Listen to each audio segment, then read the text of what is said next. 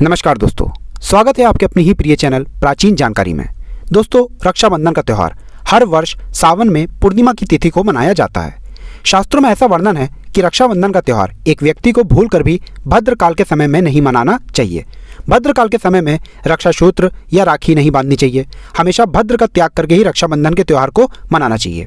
इसी के साथ आपकी जानकारी के लिए बता दें, इस साल मतलब 2023 में पूर्णिमा का तिथि 2 दिन पड़ रही है, जिसके कारण रक्षाबंधन का त्यौहार किस दिन पड़ने वाला है, इस चीज़ को लेकर के लोगों के मन में बहुत ज़्यादा सवाल उत्पन्न हो रहे हैं और लोगों के बीच में इस चीज़ को लेकर के बहुत ही ज़्यादा उलझन भी बनी हुई है।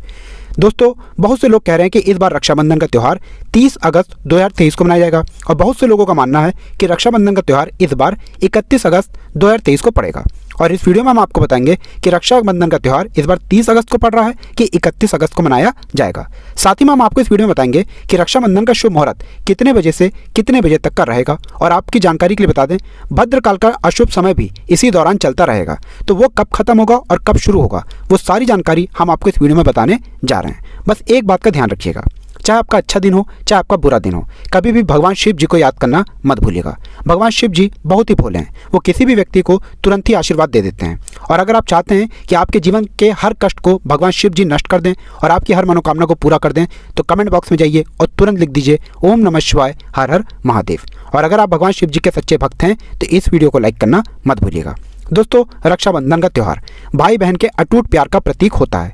इस दिन जितनी भी बहनें होती हैं वो अपने भाइयों की कलाई में राखी बांधती हैं, अपने भाई की लंबी उम्र और स्वास्थ्य की कामना करती हैं। और जितने भी भाई लोग होते हैं वो अपनी बहन की रक्षा का वचन देते हैं और अपनी बहनों को अच्छे अच्छे उपहार भी देते हैं। दोस्तों, हम आपको बता दें, हमारे वेद पुराणों में, शास्त्रों में साफ साफ मनाही है कि रक्षाबंधन के त्यौहार को कभी भी भद्रकाल के समय में नहीं मनाना चाहिए। वेद पुराणों में साफ साफ लिखा हुआ है कि जितनी देर तक भद्रकाल का अशुभ समय चलता रहता है उतनी देर किसी भी बहन को अपने भाई के कलाई में राखी नहीं बांधनी चाहिए। इसके पीछे एक पौराणिक कथा भी बताई गई है। लंकापति रावण ने अपनी बहन शूर्पणखा से भद्रकाल के समय में ही राखी बंधवाई थी और 1 साल के अंदर ही रावण का विनाश हो गया था। इसके अलावा भद्र, जो भगवान शनिदेव जी की बहन है, उनको ब्रह्मा जी ने एक श्राप दिया था कि अगर कोई भी व्यक्ति भद्रकाल के समय में कोई भी शुभ या मांगलिक कार्य करेगा तो उस व्यक्ति को सिर्फ नुकसान झेलना पड़ेगा, उस व्यक्ति का कोई भी काम नहीं बन पाएगा और उस व्यक्ति को अपने जीवन में कई प्रकार के दोषों का सामना भी करना पड़ेगा। इसीलिए दोस्तों, आपको सचेत रहना होगा, सावधान रहना होगा कि भद्रकाल के समय में आप रक्षाबंधन के पावन पर्व को ना बनाएं। कोई भी बहन अपने भाई को इस समय राखी ना बांधे, और वरना उसको ही नहीं, उसके कई भाइयों को भी कई प्रकार की दिक्कतों का सामना करना पड़ सकता है। देखिए दोस्तों, शास्त्रों में साफ साफ लिखा हुआ है, रक्षाबंधन वाले दिन भाई बहन को सुबह जल्दी उठ जाना चाहिए, जल्दी से नहा धो करके साफ सुथरे कपड़े पहन लेने चाहिए। और अगर हो सके तो रक्षाबंधन वाले दिन आपको अपने घर के पूजा घर पर एक घी का दीपक भी जला देना चाहिए। हाँ, शास्त्रों में साफ साफ इस चीज़ की मनाही है कि रक्षाबंधन वाले दिन भाई बहन को गलती से भी काले कपड़े नहीं पहनना चाहिए। बहुत से लोगों के मन में सवाल आता है कि रक्षाबंधन वाले दिन कौन से रंग के कपड़े पहनना बहुत ज़्यादा शुभ होता है। तो बता दें दोस्तों, पीला, लाल या हरा, इन तीनों में से आप किसी भी रंग का कपड़ा पहनेंगे ये बहुत ही ज़्यादा शुभ माना गया है। रक्षाबंधन वाले दिन जितनी भी महिलाएं होती हैं, कन्याएं होती हैं, उनको सबसे पहले यह करना चाहिए कि नहाने धोने के बाद उनको अपने घर के मंदिर पर नतमस्तक होकर के एक घी का दीपक जला देना चाहिए और सारे देवी देवताओं को प्रणाम करने के बाद अपनी थाली सजाना शुरू कर देना चाहिए। थाली में सबसे पहले आपको क्या रखना है, इस बात का ध्यान रखिएगा। आपको अक्षत रखना है, रोली रखना है, आपको कुमकुम रखना है, एक लाल फूल रखना है एवं मिठाई रखनी है। अब आपके घर पर जितने भी लोग हैं का जितनी भी संख्या है उतनी संख्या में आपको राखियां रखनी है। एक राखी बस अधिक रखिएगा और आपको रखना है घी का दीपक। सिर्फ इतनी चीज़ें आपको रखनी है और यही जो थाली आपने सजाई है इसको अपने घर के पूजा घर पर रख देना है। आपने थाली को अपने पूजा घर पर रख दिया, अब आपको क्या करना है बहुत ध्यान से सुनिएगा। देखिए, बहनों को अपने भाइयों को बिठाना होगा उस तरफ जहाँ पर उनका मुंह उत्तर या पूर्व की तरफ हो, और बहनों को इस बात का ध्यान रखना होगा जब भी वो अपने भाई को राखी बांध रही हो तो उनका मुख पश्चिम की तरफ होना चाहिए। वेद पुराणों में इस चीज़ के बारे में साफ साफ लिखा हुआ है। अब आपने जो पूजा की थाली सजाई है उसमें से आपको क्या करना है, देखिए, आपको पूजा की थाली को लेना है, सबसे पहले उसमें घी का दीपक जला दीजिएगा। घी का दीपक जलाने के बाद सबसे पहले उस पूजा की थाली से एक जो आपने अधिक राखी रखी है उस राखी को उठाइए। आपके पूजा घर पर जहाँ भी भगवान गणेश जी की पूजा आप लोग करते हैं, भगवान गणेश जी की प्रतिमा रखी है, मूर्ति रखी है, उस राखी को भगवान गणेश जी के चरणों में रख दीजिए। देखिए, शास्त्रों में साफ साफ लिखा हुआ है कि अगर भैया दूज के दिन और रक्षाबंधन वाले दिन आप भगवान गणेश जी की पूजा करते हैं तो इससे आपके घर में सुख समृद्धि होती है, आपके घर की बरकत होती है, आपके घर की उन्नति होती है। और भगवान गणेश जी हमारे प्रथम पूज्य देवता हैं। भगवान गणेश जी की कृपा, आशीर्वाद और वरदान किसी भी व्यक्ति को मिल जाए तो वो व्यक्ति जो भी कार्य को शुरू करता है उस कार्य में उसको सफलता प्राप्त होती है। और अगर आप चाहती हैं कि आप पे और आपके परिवार पर भगवान गणेश जी की कृपा सदैव बनी रहे तो अपने भाइयों को राखी बांधने से पहले एक राखी भगवान गणेश जी के चरणों में जरूर रख दीजिएगा। सिर्फ इतना आपको करना है। अब आपको क्या करना है, आपको अपनी थाली लेनी है। अपनी थाली लेकर के अपने भाई के पास जाइए। आपको अपने भाई के ऊपर थोड़े से फूल छिड़कने हैं।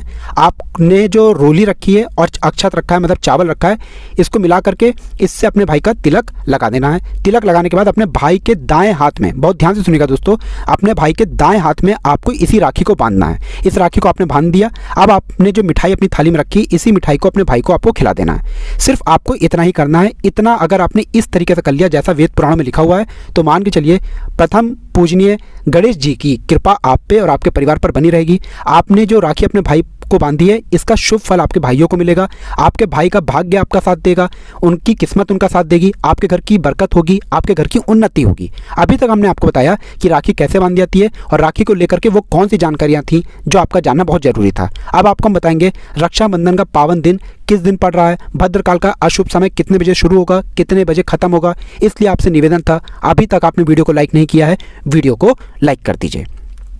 देखिए, हम आपको वीडियो की शुरुआत में ही बता चुके हैं, साल 2023 में 2 दिन पूर्णिमा पड़ रही है, यानी कि 30 अगस्त और 31 अगस्त। 30 अगस्त की सुबह 10:23 से पूर्णिमा की शुरुआत हो जाएगी। 31 अगस्त 2023 को 7:23 पर पूर्णिमा का समापन होगा। आपकी जानकारी के लिए बता दें, 30 अगस्त 2023 को भद्रकाल का समय सुबह 10:14 पर शुरू हो जाएगा। इसका समापन 30 अगस्त की रात्रि 9:01 पर होगा। अब आपको बता दें, हिंदू पंचांग के अनुसार अगर आप अपने भाई को राखी बांधना चाहती हैं तो आपके लिए सबसे शुभ समय रहेगा 30 अगस्त की रात्रि 9:01 से लेकर के 9:25 तक का। ये सबसे शुभ समय होगा। और अगर इस दौरान आप अपने भाई को राखी बांधती हैं तो मान के चलिए कई देवी देवताओं का आशीर्वाद आपको और आपके परिवार को मिलेगा। आपके भाई की किस्मत भी उसका साथ देगी, उसका भाग्य भी उसका साथ देगा। बहुत से लोग क्या करते हैं कि वो रात्रि के वक्त रक्षाबंधन मनाना पसंद नहीं करते हैं। बहुत से लोगों के घर में रात में कभी भी राखियां नहीं बांधी जाती हैं, उनके अपने खुद के कारण हो सकते हैं। तो आप लोगों के लिए 31 अगस्त के लिए हम बताने जा रहे हैं, बहुत ध्यान से सुनिएगा। लेकिन अभी तक आपने वीडियो को लाइक नहीं किया है, वीडियो को लाइक कर दीजिए। देखिए, 31 अगस्त की सुबह आप लोगों को 5:48 से लेकर के 7:23 के बीच में राखी बांधनी होगी। अगर 31 अगस्त को शुभ मुहूर्त की बात करें तो सुबह 5:48 से लेकर के 7:23 तक शुभ मुहूर्त रहेगा।